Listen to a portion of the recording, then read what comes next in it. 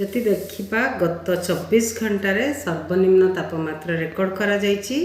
दारिंगबाड़ी ठारे 8.5 degree Celsius, Phulbani रे 9.5 degree Celsius और जी उदयगिरी रे 7.2 डिग्री सेल्सियस न्यूनतम तापमात्रा रेकर्ड करा भुवनेश्वर कटक जति देखा भुवनेश्वर रे 15.4 15.4 15.4 और कटक रे 14.5 डिग्री सेल्सियस रेकर्ड करा आगामी 5-7 दिन जदि देखा पाग मुख्यतः सुखिला रही संभावना रही वर्षा होबार संभावना नहीं आउ जदि देखा फग किसी जगार फग रियलाइज होउछि कुहुड़ी रोचे आ कुहुड़ी डेन्स कुहुड़ी रहिबार संभावना रही डेन्स टू वेरी डेन्स कुहुड़ी